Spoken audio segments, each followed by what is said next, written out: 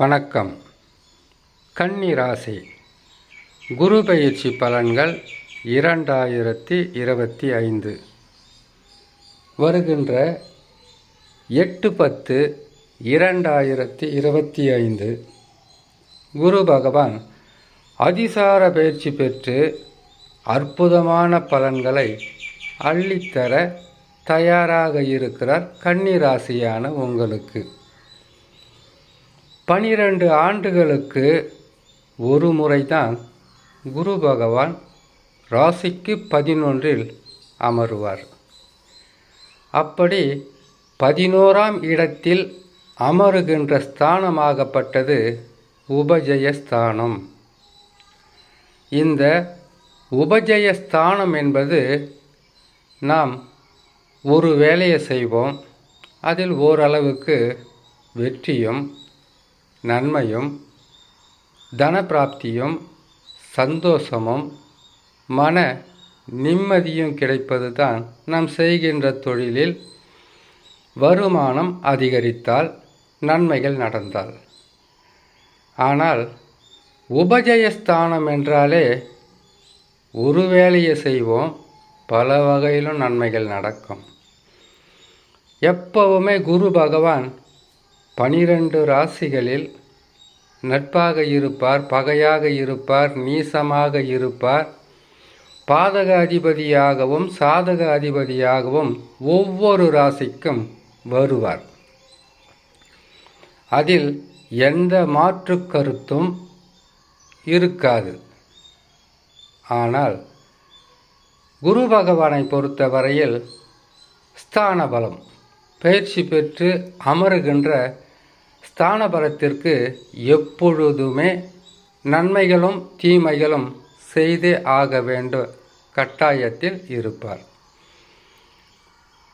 கன்னி ராசியான உங்களுக்கு குரு பகவான் 10ஆம் இடத்தில் ஒரு 6 மாதமாக இருந்தாருங்க, அதிகமாக கூட கிடையாது. 6 மாதத்திலேயே நீங்கள் தாங்க முடியாத அளவுக்கு துன்பங்களை கொடுத்திருப்பார். 10இலே குரு பகவான் வந்தால் தரித்திரம் அதிகமாக வந்து பிச்சை எடுக்கும் அளவிற்கு பாதக பலன்களை தந்து விடுவார் என்பது ஜோதிட விதி. அதனால் கன்னி ராசியான நீங்கள் பிச்சை எடுக்கின்ற அளவிற்கு கஷ்டங்களை கொடுத்திருப்பாரா என்றால் அதுக்கு அர்த்தம் அப்படி இருக்காது. 10ஆம் இடத்தில் குரு பகவான் அமர்ந்தாலே பதவிக்கு ஆபத்து, செய்கிற தொழிலில் பிரச்சனை, வருமானம் இல்லாத தன்மை, போட்டி, போராமை, சண்டை, மன கஷ்டம், பண கஷ்டம், துன்பம், வேதனை, இது எல்லாமே கன்னி ராசிக்காரர்களுக்கு வந்திருக்கும் என்று சொல்லிவிட முடியாது. ஆனால் பதட்டமும் மன கஷ்டமும் துன்பமும் வாழ்க்கையில் வெறுக்கின்ற அளவிற்கு விரக்தி அடைகின்ற அளவிற்கு தேவையில்லாத மன சுமையாகவே இருந்திருக்கும் என்பது மட்டும் உண்மையாக இருக்கும். இப்பொழுது வருகின்ற 8ஆம் தேதி 10ஆம் மாதம் 2025 புதன்கிழமை மாலை 6:44 புனர்பூச நட்சத்திரம் 4ஆம் பாதத்தில் கடக ராசியில் அமர்ந்து ஓராண்டு அற்புதமான நற்பலன்களை செய்வதற்கு குரு பகவான் தயாராகிவிட்டார். இப்போ உங்களுக்கு கடந்த ஆண்டில் ஏற்பட்ட பண கஷ்டம், மன கஷ்டம், தொழிலில் பின்னடைவு, வருமானம் இல்லாத தன்மை, இது அனைத்தையுமே இரட்டிப்பாக அல்ல 3 மடங்காக 4 மடங்காக கூட தருவதற்கு தயாராக இருக்கிறார். இதில் மாற்றமும் இருக்காது.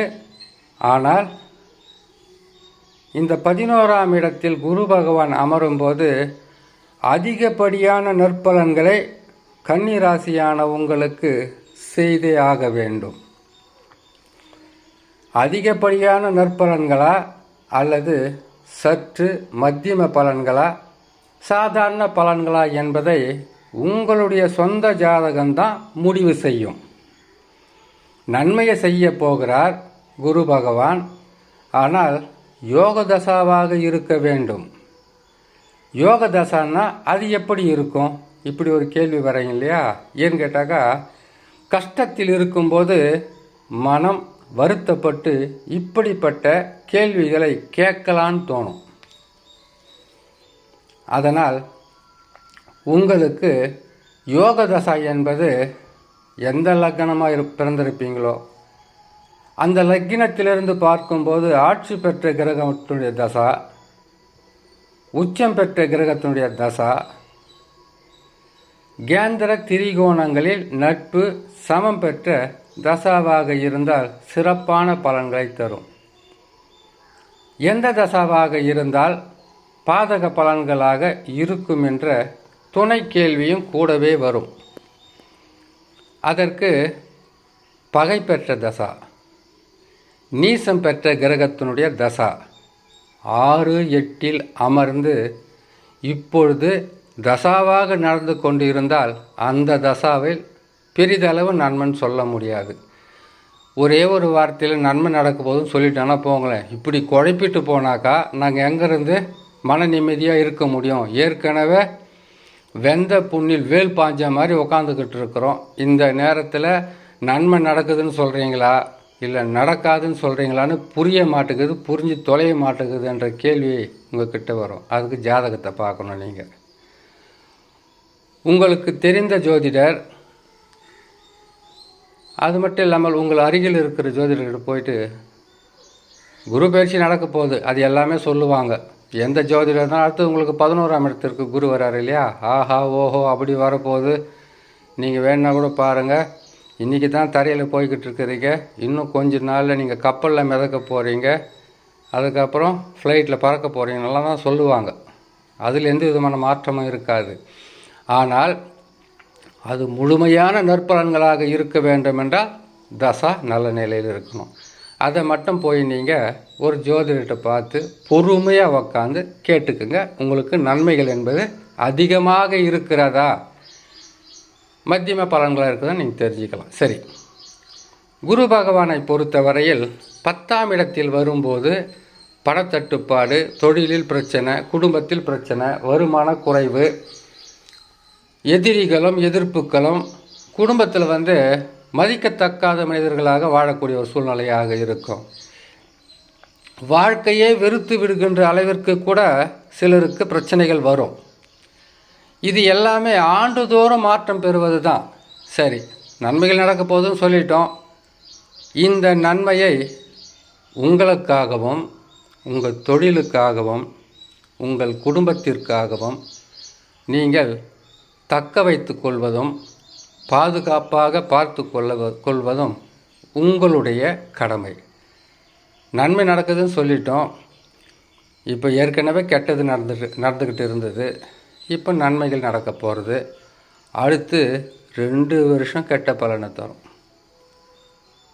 குரு பகவான் 11ஆம் இடத்தில் கொடுப்பார், 12ஆம் இடம் ஜென்ம ராசியில் கெடுப்பார்.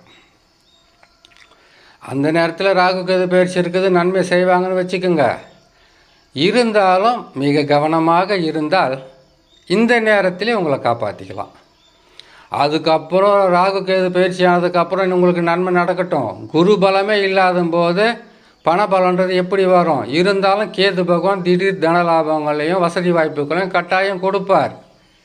திடீர் பணக்காரர்களாகவும் உயர்த்துவார். ஆனால் குரு பலம் இல்லாமல் படிக்கு பாதியாக குறைத்து கூட கொடுக்கலாம். இது நல்ல நேரம் இல்லையா?